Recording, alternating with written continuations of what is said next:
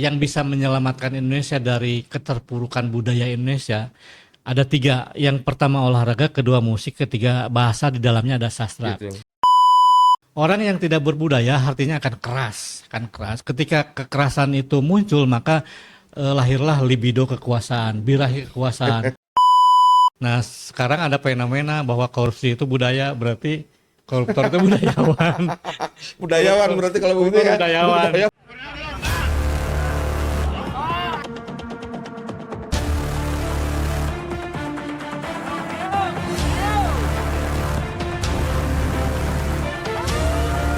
Bagaimana caranya rakyat lebih sejahtera?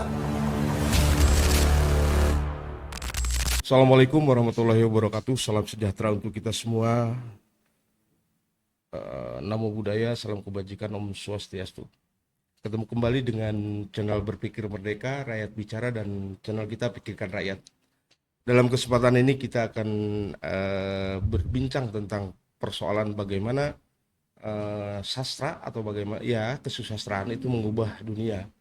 Nah, kebetulan dalam kesempatan ini kita akan berbincang dengan salah seorang penyair, pemerhati budaya juga, sastrawan dari Bandung, Kiai Maton. Selamat datang, Kang. Selamat datang. Assalamualaikum warahmatullahi wabarakatuh. Baik, kita akan berbincang, Kang. Ini terkait bagaimana fenomena sastra sebetulnya mah bisa mengubah peradaban. Seperti halnya ketika John F. Kennedy kalau tidak salah, ketika negara dalam keadaan kacau, maka puisi yang akan membersihkannya. Nah, gimana tuh, Kang? Iya, sebetulnya sih di Indonesia teks itu sebetulnya harus mempunyai kekuatan untuk bisa mengubah sikap rakyat atau sikap manusia. Ketika Chairil Anwar misalnya muncul ke permukaan, kemudian membuat puisi yang katakanlah berbeda dari karya-karya sastrawan sebelumnya, maka Chairil Anwar setelah itu bisa merubah segalanya. Kemudian datang W.S. Rendra gitu. Nah, W.S. Rendra itu membuat parit-parit kebudayaan seperti Salman Al-Farisi pada zaman Nabi. Parit-parit kebudayaan ini kemudian dalam bentuk sastra, teater, dan seterusnya. Dan parit sastra ini menjegal bagaimana manusia supaya rapih melakukan perintah yang maha kuasa, baik itu pemerintah maupun rakyat. Gitu ya. Maka teks itu sangat berpengaruh bagi kehidupan manusia. Soekarno misalnya dengan teks itu bisa merubah bagaimana sikap rakyat. Kemudian Rendra juga bagaimana bisa puisinya melebar kemana-mana. Kemudian diikuti oleh Wiji Tukul. Nah, sayangnya saat ini banyak sekali sastra yang tidak seperti itu. Padahal yang bisa menyelamatkan Indonesia dari keterpurukan budaya Indonesia ada tiga. Yang pertama olahraga, kedua musik, ketiga bahasa, di dalamnya ada sastra. Gitu. Kita tahu bahwa misalnya olahraga sudah mencapai ke mancanegara. Indonesia maju, badminton, kemudian angkat besi, sepak bola, dan lain sebagainya. Musik apalagi gitu. Nah, tinggal sastra. Sastra ini sebetulnya harus mumpuni, bisa merubah sikap masyarakat atau sikap siapapun untuk bisa merubah dirinya, karena sastra bisa sebagai penyadaran diri gitu. Oke, betul. Menarik nih ketika berbicara, artinya bahwa peranata atau yang memang yang mempunyai kebijakan, salah satunya di pemerintahan itu, kalau begitu mutlak dong harus memang paham tentang kesusastraan. Iya, pemimpin-pemimpin kita dulu sebetulnya di Kesultanan, di kerajaan di Jawa Barat, kemudian pemimpin-pemimpin besar siapapun sebetulnya itu harus bisa menulis sastra. Mao Zedong itu menulis sastra. Oh, ya, betul. Kemudian Soekarno. Ya termasuk Hitler ya. Iya, Hitler juga bisa. Artinya pemimpin itu harus mempunyai kesadaran untuk bisa menulis. Nah, kenapa tuh, Kang? Kenapa misalkan tiba-tiba pemimpin memang harus sensitif terhadap budaya, dalam hal ini kesusastraan? Mungkin bisa membedah secara spesifik. Kenapa pemimpin itu memang harus paham tentang kesusastraan? Apa tuh? Karena sastra itu kan lembut. Oke. Nah, walaupun sekeras apapun sikap manusia, ini lepas dari persoalan agama ya. Kalau agama iya betul. Ya, ya. Eh, Kita bukan kesampingkan. ya bukan. Kita berbicara tentang kesusastraan Ya. aja dulu. Kita batasi, Kang. Kesusastraan itu bisa melembutkan manusia karena orang yang menulis sastra itu akan lembut meskipun di dalamnya ada kritikan, ada berbagai persoalan yang keras gitu. Tetapi dengan kelembutan sastra, insya Allah itu akan menjadi tameng bagi seseorang untuk bisa berbuat adil gitu. Dan kejadian-kejadian sekarang ini kalau memang orang yang di atas punya sensitivitas, artinya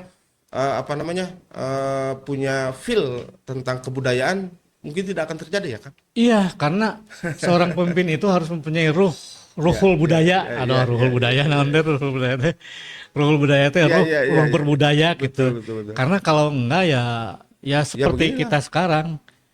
Bagaimana seorang artis menjadi anggota DPR, dia tidak Nah, berbudaya, itu dia. kemudian naik gaji bisa joget-joget Nah, gitu. itu dia. Kemudian menyebut masyarakat tolol. Nah, gitu. itu dia. Itu kan bahasa kasar, tetapi kalau di dalam sastra tidak ada bahasa yang kasar meskipun betul. terlihat agak misalnya nyeleneh itu diksi yang biasa-biasa aja. Ya aneh juga ketika misalkan pemimpin-pemimpin berbicara tentang berdiksi lah, katakan berdiksi kotor seperti itu.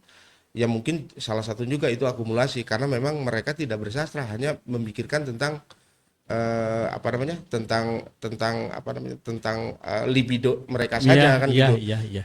Kalau yang saya tahu, ketika kita berbicara tentang kebudayaan, artinya apapun disiplin ilmu yang ada yang kita lakukan itu, budaya itu kan sebagai akarnya, artinya politiknya, segala macamnya dan sebagainya, termasuk sensitivitas. Nah, kembali karena Kang Matdon ini juga menolorkan buku hanya waktu, indikasi-indikasi untuk penyegaran atau indikasi-indikasi atau message untuk persoalan yang jelimet seperti sekarang ini gimana tuh? Karena begini Kang, ketika membuat sebuah buku pasti, dan itu sebuah karya seni, saya yakin bahwa apapun itu sebuah karya seni, buku, lukisan, apapun itu akan mewakili zamannya. Iya. Mewakili kondisi sosial, politik, budaya dan sebagainya. Nah, ketika hanya satu kali ini muncul di masa-masa memang Indonesia lagi terdegradasi sedemikian rupa, apa sih yang mau disampaikan oleh Kang Matdon? Iya. Saya teringat entah dalam keterangan sebuah hadis atau apa ya. Ida wusidal amru ila bagiri ahli pantadiri sa'ah. Apabila sesuatu itu diserahkan kepada yang bukan ahlinya, maka akan hancur gitu. Nah, kebudayaan memegang peranan penting. Kebudayaan itu kan tidak hanya kesenian, tidak hanya musik, tidak hanya politik juga budaya. Iya. Termasuk perilaku di dalamnya. Perilaku budaya, Betul. apapun akan menjadi budaya. Uang adalah hasil budaya. Betul. Jadi minuman juga hasil budaya. Betul, gitu. sepakat. Nah, orang yang tidak berbudaya artinya akan keras. Ketika kekerasan itu muncul, maka lahirlah libido kekuasaan, birahi kekuasaan. Maka ketika birahi kekuasaan tidak didasari dengan budaya yang lembut, yang santai, yang indah. Berarti santai di sini kan bukan santai berleha-leha, bukan. artinya tetap ada visi, ada gagasan Artinya yang memang tenang gitu lah, tenang. Saya sepakat. Nah, di sisi lain Kang ada bahwa kalau ingin menghancurkan sebuah wilayah atau sebuah negara, maka hancurkan budaya itu. Gimana tuh itunya? Betul. Secara konkretnya, karena memang masyarakat ini kan sementara ini masyarakat itu menilai bahwa budaya itu hanya kesenian, Kang. Iya. Itu harus kita akui bahwa melihat budaya itu hanya spesifik, itu hanya kesenian saja. Padahal kan tidak seperti itu. Tidak. Kan? Gimana tuh Kang? Orang kan mengira musik itu budaya, atau puisi budaya, padahal budaya itu ya saya sebutkan tadi menyeluruh begitu. Kebudayaan itu hasil budidaya, hasil pemikiran manusia yang menjelma menjadi sebuah karya. Gitu. Nah, sekarang ada fenomena bahwa korupsi itu budaya, berarti koruptor itu budayawan. Budayawan berarti kalau begitu ya. Budayawan kenapa? Tapi saya enggak lah. Korupsi itu memang perilaku sebetulnya. Walaupun di dalam budaya itu ada perilaku, tapi perilaku negatif. Kalau di budaya itu saya pikir yang negatif itu bukan budaya, itu mah ya inilah apa namanya hal-hal yang sifatnya sporadis mungkin kan. Iya, iya, iya. Ada lagi Kang tentang gimana nih Kang apa namanya dengan fenomena sekarang misalkan orang nih ada juga nih orang budaya dalam tanda petik ya orang-orang budaya yang masuk ke peranata-peranata pemerintah. Katakanlah ya kalau memang sekarang kita lihat nih misalkan selebritis nih selebritis tiba-tiba bermutasi menjadi anggota DPR yang pada akhirnya itu juga yang mendegradasi DPR sedemikian rupa. Nah, Padahal dia keberangkatan dia itu dari budaya juga loh Kang. Gimana tuh Kang? Nah itu yang saya sebutkan tadi pantadrisa, tunggu saat kehancuran. Kan ketika siapapun sebetulnya boleh menjadi apapun. Boleh. Siapapun boleh menjadi apapun. Selebritis menjadi politikus bisa. Asal mereka sudah mendalami persoalan yang mereka kuasai begitu. Begitulah kalau orang yang kemudian selebritis tidak memahami persoalan politik, jadinya politik menjadi main-main itu. Ketika naik gaji, joget-joget itu kan sebetulnya di dunia selebritis, di dunia artis itu sudah biasa joget-joget. Tetapi di masyarakat tidak seperti itu, kan itu dinilai tidak etis gitu. Apalagi memang core dasarnya politik. Di mana politik itu kan ada kepentingan. Sebagus apapun ketika berhadapan dengan lawan politik pasti jelek kan. Iya, gitu. Apalagi begini kan. Gitu. Ini menarik sebetulnya ada perubahan, ada fenomena yang menarik ketika misalkan selebritis masuk ke peranata pemerintah. Ya, yang pada akhirnya kan outputnya seperti begini. Ya untuk kedepannya mah ya janganlah selebritis. Iya kan di Indonesia misalnya persoalan di masyarakat itu sudah menumpuk harga sembako mahal, terus apa yang kesehatan misalnya tidak cukup terjamin, sekolah juga awut-awutan, pendidikan gitu ya, pendidikan awut-awutan, ditambah dengan persoalan-persoalan yang menumpuk misalnya perilaku anggota dewan yang tidak senonoh, kemudian pemerintah yang menaikkan pajak dan sebagainya, kan persoalan teh numpuk di nasirah teh, pak. Ya, jadi sampah, benar. kemudian membludak, ya tidak, ya lepas dari persoalan siapa yang menjadi aktornya, siapa yang menjadi dalangnya, kita harus menyadari bahwa itu memang sebagian masyarakat memang sudah membludak nafsunya gitu. Yang pada akhirnya akumulasinya kemarin lah ya, dan mungkin sekarang juga masih menggeliat hal itu. Mungkin. Nih Kang, ada lagi Kang. Persoalan ini Kang, masyarakat nih, khususlah masyarakat Jawa Barat. Ini kan ada masyarakat Jawa Barat itu menarik nih dengan KDMisme. Jadi segala sesuatunya itu KDM itu sebagai model. Di sisi lain, saya sepakat karena memang dari sekian banyak pimpinan tiba-tiba ada pimpinan yang memang beda dengan yang lain, itu mungkin salah satunya angin segar. Katakanlah, ini ada yang menarik. Tapi kan ini juga persoalan juga Kang. Persoalan juga ketika masuk ke wilayah-wilayah yang namanya pembangunan strategis. Yang konon dalam pembangunan itu kan harus ada planning sedemikian rupa. Nah, tiba-tiba kebijakan KDM itu sepertinya intuitif gitu. Intuitif. Kira-kira menurut Akang dari pandangan budaya nih gimana nih Kang? Yeah. Di sisi lain masyarakat memang mendambakan itu, tapi di sisi lain juga ada hal yang mengganggu sebetulnya, roadmap yang memang selama ini secara konstitusional katakanlah seperti itu, bahwa jangka pembangunan itu jangkanya di mapping katakanlah setahun sebelumnya. Gimana tuh Kang? Ya, sebetulnya saya ulangi bahwa seorang pemimpin itu harus mempunyai ruh kultural. Jadi KDM juga sama Kang, punya Kang? Iya, ruh kultural itu bisa membangun seseorang menjadi orang yang sangat baik, tetapi sawaun sawa, artinya sawaun sawa itu bisa dirusak oleh diri sendiri. Gini, orang yang hasud itu akan sawaun sawa akan hasud dengan misalnya begini, saya pedagang sayur akan dihasudi oleh pedagang sayur sendiri. Saya penyair akan dihasudi oleh penyair sendiri. Nah, seorang pemimpin juga akan dihasudi oleh pemimpin. oleh dirinya sendiri bahkan. Ketika orang tidak berbudaya, maka orang tersebut akan menjadi kering. Ya. Dan ketika memimpin sebuah daerah atau wilayah itu dengan budaya, maka itu sangat bagus.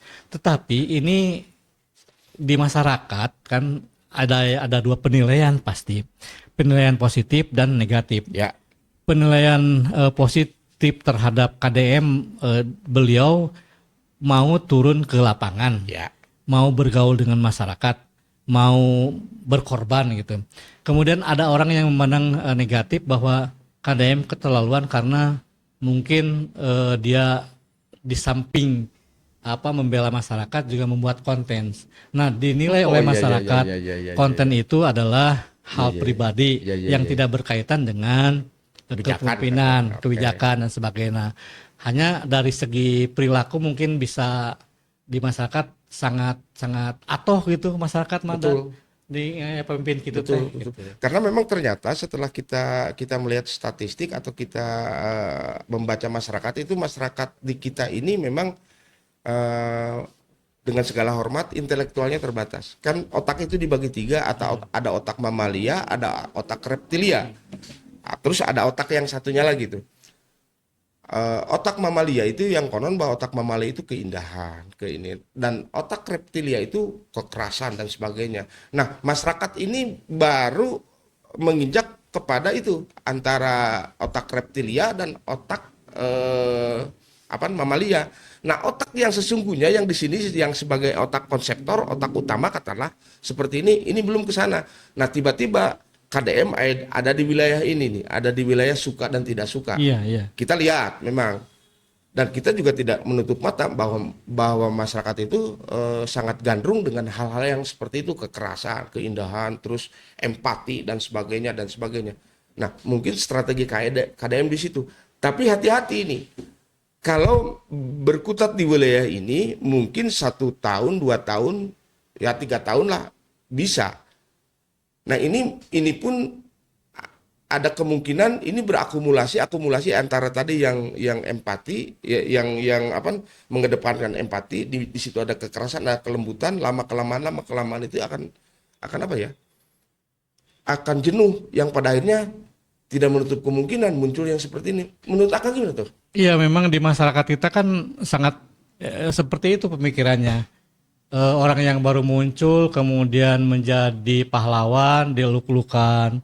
Tetapi pada suatu saat nanti, pada akhirnya seperti buku saya Hanya Waktu, itu akan ditinggalkan kalau dia terpeleset.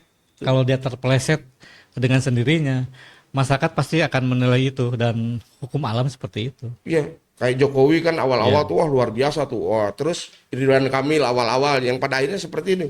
Ini mungkin nih kejadian di KDM mungkin nggak? Kira-kira? Ya mungkin saja. Karena kan al insanu makhlul khata wa nisyan.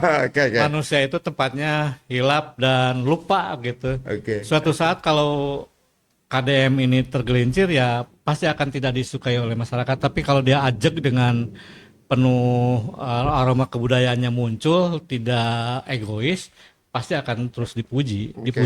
Oke. Nah, ini balik lagi nih Kang. Karena memang kita mengundang Kang Matnon itu kebetulan sembari launching buku ya Kang ya, launching buku Hanya Waktu. Nah, ini juga ini menarik dengan teks Hanya Waktu. Nah, yang dimaksud oleh Kang Matnon ini hanya waktu ini ya, karena juga ketika berbicara tentang puisi pasti di dalamnya ada kalimat-kalimat tersembunyi yang ini ya, mohonlah di channel ini kalimat-kalimat itu ya dibongkar sedemikian rupa, karena saya yakin bahwa karya itu akan mewakili zamannya dengan kondisi sekarang dengan teks Hanya Waktu. Kira-kira apa yang mau disampaikan tuh Kang? Di dalam Al-Quran surat Al-Asri disebutkan wa asri innal insana lafi khusrin. Sesungguhnya manusia itu ada dalam kerugian. Illal ladina amanu, kecuali orang-orang yang beriman, wa amilus solihat, dan beramal soleh, wa tawassaw bil haq, dan berwasiat kepada kebaikan. Wa tawassaw bisob, dan berwasiat kepada kesabaran. Artinya bahwa manusia kalau tidak bisa menggunakan waktu itu sendiri, maka dia akan tergelincir. Di dalam satu peribahasa Arab, al-waktu kasyayb pailam yaktahu kotoaka. Jadi waktu itu ibarat pedang, kalau kita tidak bisa menebasnya maka waktu itu akan menebas diri kita. Nah, saha anu bisa ngegelan waktu itu orang yang bagus untuk menguasai sebuah negara atau sebuah wilayah. Dan waktu ini bukan hanya sekedar hari ini, besok atau lusa, tetapi bagaimana dia bisa memanage persoalan-persoalan yang ada gitu. Jadi lain waktu dalam hitungan 1 2 3 4, Ya. tapi waktu naonnya ya saya nyebutkan Mindung ke waktu, mi babakat zaman itulah ya. Ya, ya. Oke. Nah, terkait dengan buku ini? Buku yang ya apapun alasannya bahwa Ya, Kang buku Waktu- ini selain bicara soal religiusitas, soal agama, soal romantisme, juga soal bagaimana kita merasa kosong di hadapan Tuhan, juga bagaimana mengisyaratkan bahwa kita harus bisa menggunakan waktu, terutama para pemimpin nih harus bisa menggunakan waktu, mumpung masyarakat sekarang sudah disadarkan dengan persoalan bahwa pemimpin itu harus baik, maka berbuat baik sih atulah sekali-kali mah dewan teh ngahibur masyarakat ulah memban hukul dan membal tuh hiburan masyarakat hiji-hijina mah ini mah. Dewan teh bisa ngahibur, pemimpin teh bisa ngahibur, presiden komo jadi kudu sadar pemimpin teh kudu bisa menghibur masyarakat. Menghibur masyarakat mah gampang, kudu kuban sesuai harga murah itu sudah menghibur ya. Betul. Pajak ya. Rumah sakit bisa Gratis, tercapai atau ya. gratis. Terus pendidikan kan gratis. itu menghibur. Betul. Ini yang menarik itu karena saya juga ikut dalam pembedahan buku itu. Itu ada yang menarik tuh dari buku yang atau antologi puisi Hanya Waktu itu ketika berbicara tentang yang sekarang berkembang nih, zaman sekarang berkembang tentang teknologi di situ. Di situ ada medsos, ada persoalan menyikapi ternyata orang-orang yang bermedsos itu dan sebagainya lah, dari mulai TikTok, Facebook, Instagram dan sebagainya, ternyata di situ ada sejenis ada sejenis perilaku atau ada sejenis pelampiasan. Maksudnya pelampiasan itu hakikatnya orang yang bermedsos, bertiktok itu kesunyian. Maksudnya gimana tuh, Kang? Ya, saya mengamati TikTok, saya pengamat TikTok. Nggak apa-apa. Saya mengamati TikTok bahwa di sana ada pembacaan puisi oleh banyak komunitas gitu ya. Dari pagi sampai pagi eta. Oke. Tidak berhenti dan mereka menyuarakan hati nuraninya, keresahannya, unek-uneknya pikirannya gitu lewat puisi. Meskipun saya tidak paham juga apa yang mereka utarakan itu sedih atau gembira, tetapi mereka mengakui bahwa TikTok itu adalah ruang wadah mereka untuk mengekspresikan bagaimana mereka bisa bersuara. Nah, di sana ada keresahan-keresahan, kritikan-kritikan gitu. Dan itu harus didengarkan sebetulnya oleh pemerintah. Ya. Jangan sampai menutup. Kemudian kemarin kan ditutupnya live TikTok. Ya, kemarin itu sangat merugikan perekonomian betul, juga, UMKM karena ya, masyarakat juga banyak yang berjualan di TikTok gitu. Terus mereka mengasingkan diri di TikTok sebagai sebuah rumah yang mereka rasa nyaman untuk bisa menyuarakan gitu. Dan masyarakat harus pemimpin harus membuka mata dan telinga untuk bisa melihat itu. Atau mungkin salah satu jalan karena memang sangat susahnya untuk bertemu mungkin ya. Sangat susahnya untuk bertemu dengan pemimpin-pemimpin, pembijak-pembijak yang pada akhirnya ada ruang TikTok di situ yang mudah-mudahan dan memang itu kenyataannya, Kang. Ya, TikTok ini saya melihat seperti Rendra misalnya membuat parit-parit kebudayaan. TikTok itu kan kebudayaan. Betul. Parit itu kemudian menjadi rumah yang tenang bagi TikToker, mau nyanyi mau apa, itu kan salah satu hiburan yang gratis. Pulsa nama atau gratisnya kan, hiburan yang gratis itu yang bisa mereka nikmati gitu. Betul. Dan sekarang itu kan ada paradigma yang menarik nih di dalam hukum nih, no viral no justice. Nah itu juga kan mungkin bagian dari itu. Ya. Artinya bahwa masyarakat ini perlu ruang-ruang ekspresi yang selama ini tersendat ketika muncul platform-platform itu mungkin dijadikan ruang ekspresi. Nah, yang jadi masalah ruang-ruang ekspresi itu kan sekarang itu sedikit agak dibatasi itu, Kang. Dengan undang-undang IT misalkan. Nah, padahal di sisi lain itu sebagai ekspresi masyarakat sebetulnya, Mbak. Betul. Gimana tuh? Jadi masyarakat baik itu budayawan atau masyarakat biasa merasa dirampok dalam tanda petik oleh para penguasa ketika mereka ternyata tidak membayar pajak rakyat, kudu bayar pajak. Katanya. Nah, kemudian harga-harga mahal mereka mungkin terbeli, tapi rakyat mah teu kabeli dah. Tak merasa dirampok harga dirinya sehingga ya muncullah kemarahan-kemarahan itu, kemarahan yang kemudian diorganisir oleh entah siapa gitu dan ya terjadilah tuh seperti itu. Betul. Dan kalau saya ngelihat bahwa hakikatnya anggota dewan atau DPR itu kan sebetulnya mah saya mengutip lah dari salah satu orang influencer bahwa sebenarnya mah anggota dewan itu adalah karyawan sebetulnya. Iya, dan digaji ke masyarakat. Iya, dan sebetulnya kita yang menjadi majikannya. Sebetulnya harusnya. Yang pada akhirnya kan ini Dibalik. berbanding terbalik. Terbalik. Mereka yang mewakili kita itu orang rakyat miskin diwakili oleh mereka yang jadi kaya misalkan. Rakyat tidak punya mobil, oke lah, diwakili oleh dia yang punya mobil. Terus rakyat tidak punya rumah, mereka mewakili yang punya rumah. Nah, hal-hal yang seperti ini kehilangan ruh atau kehilangan budayanya atau kehilangan apa tuh Kang? Padahal sebetulnya mereka bisa begitu itu karena ada kita. Ya. Dan mereka itu sebetulnya mah hakikatnya karyawan, pekerja-pekerja kita. Ini terbalik kemana tuh? Iya, itu mereka kehilangan ruh kepribadiannya menjadi ganda. Ganda dalam arti dari sisi lain artis, sisi lain anggota dewan. Ketika dikritik misalnya, kenapa joget-joget kan saya anggota dewan juga artis, itu kan ganda. Iya, ada anggota dewan, salah satu anggota dewan, saya tidak usah diomongin bahwa mereka ketika dibandingkan dengan tukang kang becak misalkan tiba-tiba dibandingkan dengan hal yang lain, mereka kesinggung. Padahal sebetulnya mereka itu yang ngegaji itu kan mereka dari pajak-pajaknya itu. Nah, perilaku seperti ini gimana tuh? Apakah mereka sebagai anggota dewan itu sebagai panutan atau memang anggota dewan itu sebagai public enemy misalkan Kak? Hari cek saya mah memang yang begitu ya, anggota dewan yang begitu memang sudah tidak punya nurani lagi. Tengacakana diri itu. Mereka tidak malu digaji ku rakyat. Mereka tidak malu bagaimana mereka menjadi pengemis pada saat pemilu, menjadi pengemis ketika sudah duduk lupa dengan jasa-jasa rakyatnya. Rakyat diberi uang 100.000 untuk 5 tahun. Tapi rakyat nyolok hiji suara bisa memperkaya dirinya dan keluarganya. Padahal hanya miliar ya. Iya. Nah, ini yang menjadi fenomena di negara, kalau menurut saya mah negara Konoha yang kocak ini kan ya seperti itulah. Mereka itu karyawan, tiba-tiba karyawan itu mengkhianati majikannya.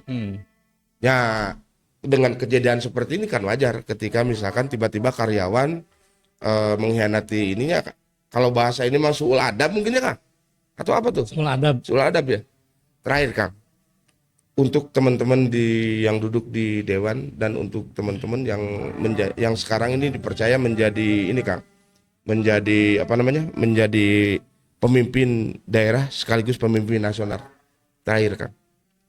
Untukmu yang duduk sambil diskusi, untukmu yang biasa bersapari di sana di gedung DPR. Di hati dan lidahmu kami berharap, suara kami tolong dengar lalu sampaikan. Bicaralah yang lantang, hanya jangan diam. Bicaralah yang lantang, jangan hanya diam. Oke. Wakil rakyat seharusnya merayat. Jangan tidur waktu sidang soal rakyat. Oke, menarik. Simpulan dari pembicaraan ini bahwa apapun alasannya ketika menjadi wakil rakyat itu tolong bahwa Anda ini sebagai karyawan masyarakat, karyawan rakyat. Nah, ketika berbicara tentang karyawan, apapun alasannya bahwa rakyat ini sebagai majikan, dan ketika karyawan itu menentang majikannya, wajar bila majikannya itu marah, wajar bila majikannya itu memecat. termasuk untuk juga untuk mereka-mereka, untuk teman-teman yang merasa dirinya mewakili rakyatnya. Kita jumpa lagi di episode yang datang, tentu saja dengan hal-hal yang membicarakan tentang bagaimana kita berbicara merdeka, rakyat bicara, dan channel kita akan diwadahi dengan channel Pikirkan Rakyat. Assalamualaikum warahmatullahi wabarakatuh. Waalaikumsalam.